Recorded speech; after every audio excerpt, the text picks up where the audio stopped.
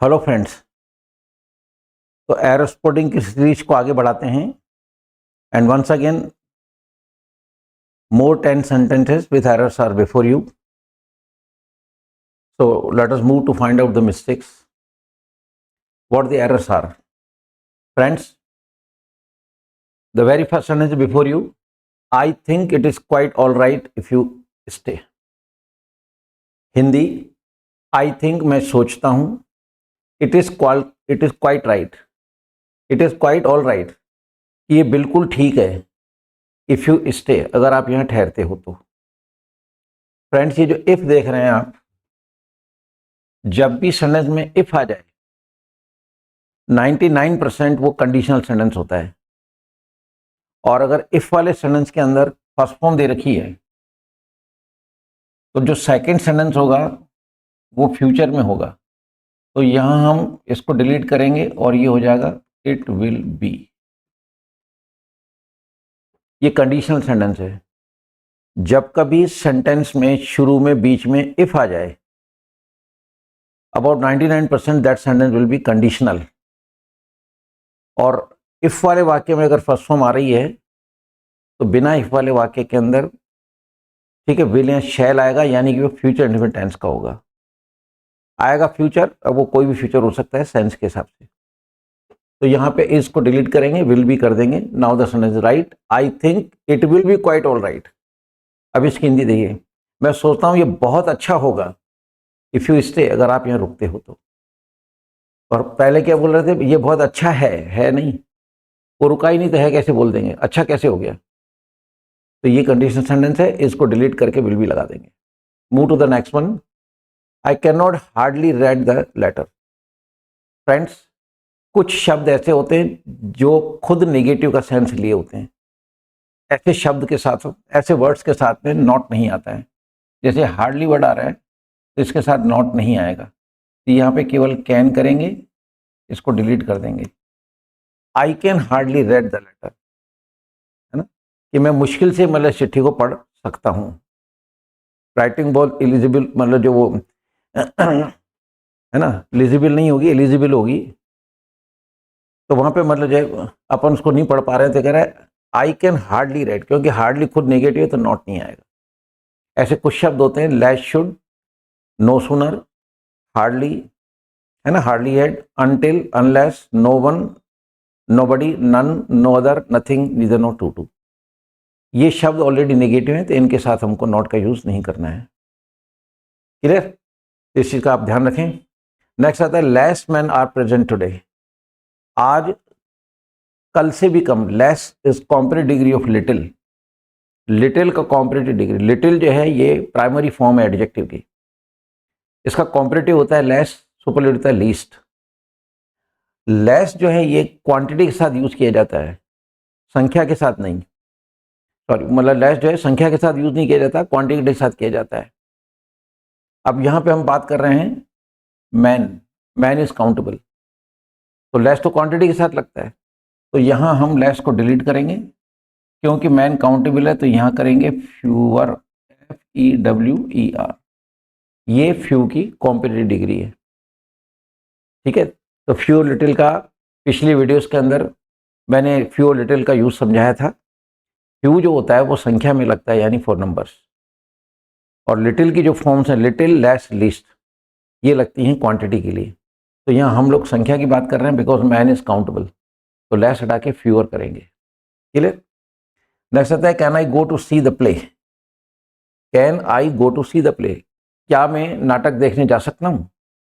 Friends, ये permission का case है।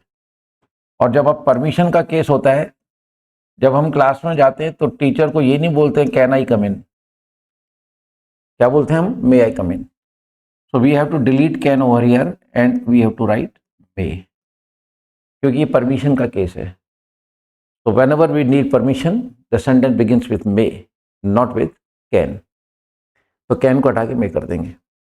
The streets were flooded when the pipe busted. ठीक है? The streets were flooded. कहता है गलियों में पानी भर गया था when the pipe busted, जब मतलब पाइप फटा। तो ये busted जो शब्द है इसकी तीनों फॉर्म होती है बस्ट बस्ट बस्ट। ये स्पेलिंग थोड़ी गलत हो गई है, एक्चुअल वर्ड ये BURST बस्ट, और इसकी सेकंड थर्ड फॉर्म बस्ट ही होती है, तो ED हटा देंगे, बस्ट यहां पर सेकंड फॉर्म है। Right, now the sentence is correct. Next चलते हैं। Due to misunderstanding I did not meet him. कहता कोई मन, ड्यू टू मतलब के कारण, ये फ्रेज है एक, इसके दो सिनोनिम और हैं, बिकॉज ऑफ, ओइंग टू। तो because of, owing to, due to, तीनों का मतलब के कारण है, लेकिन due to is never use in the beginning of a sentence. ये बात केवल एयरस्पोर्टिंग में ध्यान रखनी है।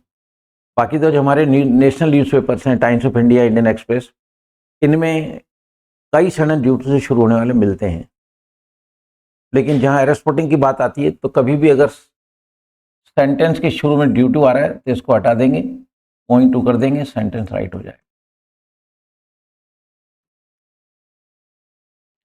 ठीक है, तो owing to is use in the beginning of a sentence. Owing to को वाक्य के शुरू में लगाना है, ड्यू टू वाक्य के बीच में लगता है। अब ये ड्यू टू वाक्य के शुरू में आ रहा है, इसको हटा के हमने ओइंग टू कर दिया। ऑन द कॉन्ट्रेरी, अगर कहीं पे बीच में हम ओइंग टू लगा दें, मान लो, तो आप ओइंग टू हटा के ड्यू टू लगा देंगे।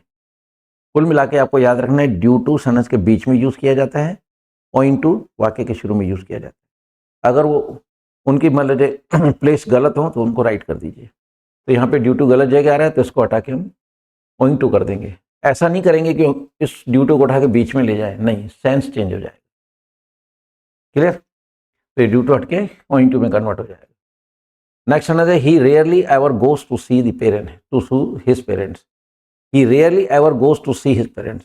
कहता है वो अपने पेरेंट्स से, यहाँ सी का मतलब मिलना है, वह अपने पेरेंट्स से, ठीक है, कभी कभार मिलने जाता है। रेयरली मतलब कभी कभार, तो he rarely goes to see, ये एवर का यहाँ पे कोई सेंस नहीं है, we have to delete this word ever.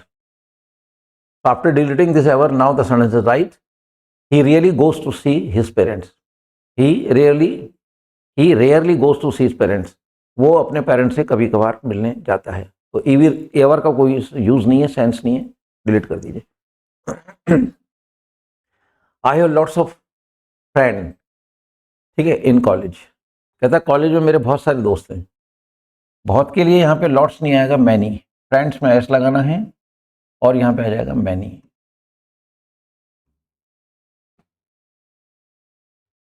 ठीक है, लॉट्स नहीं आएगा। लॉट्स मतलब क्वांटिटी के लिए लगाया जाता है, नॉट फॉर नंबर्स। फ्रेंड में एस का मतलब प्रिंटिंग मिस्टेक है। ठीक है, second last sentence, he talks like his father does. He talks, वो बात ऐसे करता है, लाइक हिज फादर, अपने फादर की तरह, यानी वो अपने पापा की तरह बात करता है। The way of talking is like his father. तो बाप बेटे का मतलब जो बात करने का अंदाज सेम है, या डस का कोई रोल नहीं है, तो we have to delete this word does from the sentence, because there is no existence of this word does in the sentence. इसका कोई रोल नहीं है।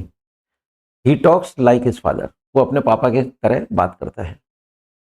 नेक्स्ट आता है, she will not go without she is invited. She will not go, वो नहीं जाएगी, without she is invited, जब तक वो उसको इन्वाइट नहीं किया जाता है। इज के साथ थर्ड फॉर्म आ रही है, ये पैसिव सेंटेंस है प्रेजेंट इंडिफरेंट टेंस, इसलिए ताहे की आवाज आ रही है। तो शी विल नॉट गो, वो नहीं जाएगी, ठीक है, विदाउट शी इज इन्वाइटेड, जब तक उसे आमंत्रित नहीं किया जाता। ये जब तक की आवाज आ रही है, तो we have to delete this word, इसको हटाएंगे, इसकी जगह लगाएंगे unless. Unless she is invited, जब तक उसे आमंत्रित नहीं किया जाता है, ये हिंदी है इसकी। तो फ्रेंड्स, ये थे आपके आज के 10 सेंटेंस एरर्स वाले, और मैंने आपको समझाया कि इनमें क्या एरर्स है और उसके क्या रीजन्स हैं। तो इन वीडियोस को आप देखते रहिए, बिकॉज हर सेंटेंस में कुछ सीखने को मिल रहा है। So with this words I should say good by two all of you. जय हिंद।